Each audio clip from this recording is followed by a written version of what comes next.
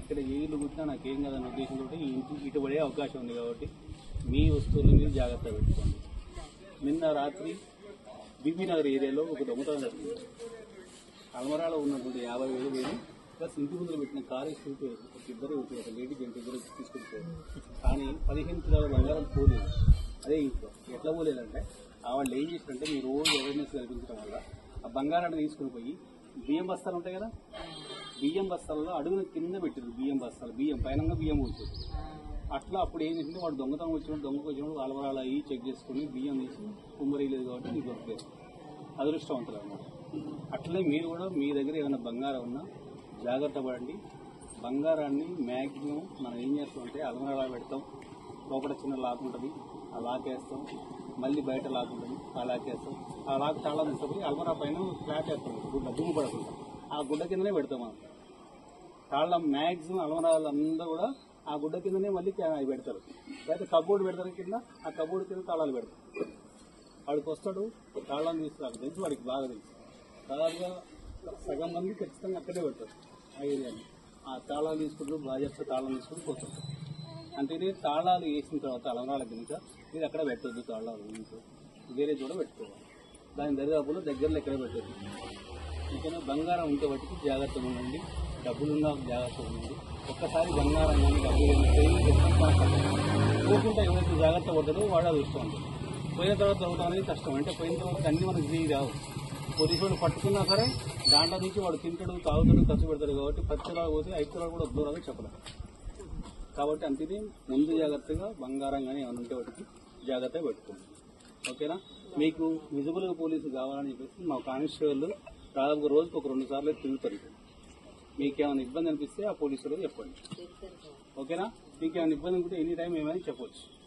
మరీ ఇబ్బంది ఉంటే పోలీస్ స్టేషన్లో మేము ఉంటాం, నాకు వచ్చి కంప్లైంట్ చేయండి. మీ సమస్యలు అంటే పరిష్కారం. ఓకేనమ్మా? రైట్, ధన్యవాదాలు. అయితే దీంట్లో చాలా మంది తెలియక పిల్లగాళ్ళు అందరికీ మీ దగ్గర ఉన్న సెల్ ఫోన్ మొత్తం పిల్లగాళ్ళకి ఇస్తున్నారు. ఆ సెల్ ఫోన్లో ఏవో డిజిటల్ ఓపెన్ చేసుకుంటే ఏదో లింకులు ఓపెన్ చేస్తారో దాంట్లో ఉన్నటువంటి డబ్బులు మొత్తం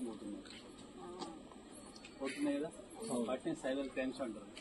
ఒకడు ఫోన్ చేస్తాడు, మనకు ఫోన్ చేసి ఓటీపీ చెప్పుకుంటాడు. ఓటీపీ ఒకసారి 2 సార్లు చెప్పిన తర్వాత దాంట్లో ఉన్న డబ్బులు మొత్తం పోతుంది. అట్లా పోకుంటున్నారంటే ఎవరైనా మనకి ఫ్రీగా డబ్బులు ఇవ్వదు. ఆవిడ ఇచ్చాడు, మీకు ఒక్కసారి 2 సార్లు క్లిక్ చేయండి, తీసుకొచ్చింది, ఓటీ వచ్చింది అని చెప్పాడు.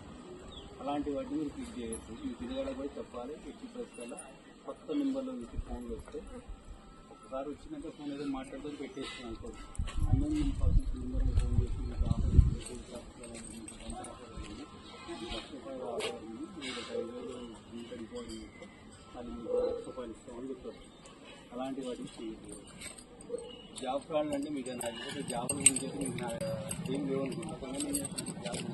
ఇంట్లో కూర్చొని డబ్బులు సంపాదించవచ్చు చేతి మీద. ఇంట్లో కూర్చొని పని చేయండి, మీరు ఏం చేయొచ్చు. మేము లింక్ పంపిస్తాం, యూట్యూబ్లో పంపిస్తాం. ఆ యూట్యూబ్లో మీరు ఆ వీడియోలు చూసి వ్యూస్ ఓకే మిమ్మల్ని వ్యూస్ అంటే దాన్ని కన్ఫర్మ్ చేయాలి. మీరు వ్యూస్ అంటే పాయింట్స్ కావాలి. అట్లా చేసినా కూడా మీకు డబ్బులు వస్తాయని చెప్పేసి ఇంట్లో కూర్చొని సంపాదించవచ్చు. రోజు మీకు 5-6 ఆ వీడియో కూర్చొని మీ లైక్లు కొడితే మీకు ఇట్లా ఇంత అమౌంట్ వస్తుంది, ₹100 వస్తుంది, ₹200 చెప్తారు. అలాంటి వాటిని నమ్మొద్దు. ఇవన్నీ సైబర్ క్రైమ్స్ అన్నమాట. అలాంటి సైబర్ క్రైమ్స్ ఎక్కడ కూడా ఇన్వాల్వ్ కావద్దు, మోసపోవద్దని మా యొక్క ముఖ్యం. టెక్నాలజీ ఎంత డెవలప్ అయిందో అదేవిధంగా ఎంత కూడా ఉంటుంది. కాబట్టి టెక్నాలజీని మంచిగా ఉపయోగించుకుంటే మంచిగా అవుతుంది. దాన్ని చెడు విధంగా ఉపయోగించుకుంటే ఇంకా చెడ్డదారిలో పోతుంది అన్నమాట.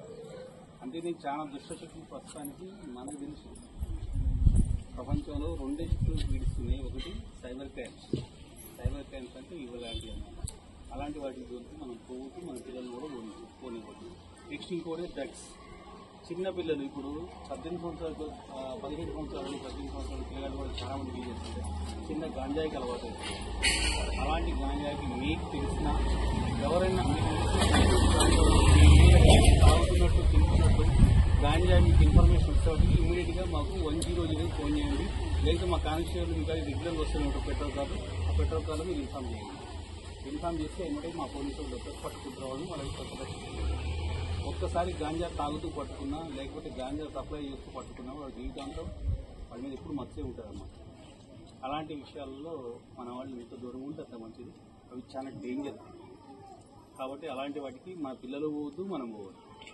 ఈ రెండు విషయాలు బాగా గుర్తుంచుకోండి. తర్వాతకి ప్రాపర్టీ అఫెన్స్లు అంటే అఫెన్స్లు జరుగుతున్నాయి. ఇంతకుముందు నాకు తెలిసి గుండ్లగూడెంలో దొంగతనాలు జరిగినట్టయితే దాఖలాలు అయితే లేవు. చాలా మంచిది గుండ్లగూడెం. కాబట్టి ఎందుకు లేదంటే ఎందుకు లేవు అది కూడా చెప్తుంది. హైవే దగ్గర ఉంటే బాగా పోతాయి అనమాట. వచ్చిన దొంగలు ఏం చేస్తుంటే హైవే దగ్గర కొట్టుకొని హైవేకి వెళ్ళిపోతారు. కొంచెం లోపల ఉంటుంది కాబట్టి పబ్లిక్ తెలియదు. కానీ ఇప్పుడు హైవేలో సిటీలలో టౌన్లలో అన్ని కెమెరాలు పెట్టించినాము. ఆ కెమెరాలు పెట్టించినప్పుడు వాడు దొరికితే దొరుకుతాడు. అలా దొంగతనం చేసి దొరుకుతుందని ఒక ఉంటుంది కాబట్టి వాడు ఏం చేస్తుంటే సీసీ కెమెరాలు లేని ప్లేస్ ఎక్కడో చూసి పెట్టింది. ఒక్కొక్కసారి ఏం చేస్తుంటే అక్కడ వదిలిపెట్టేసి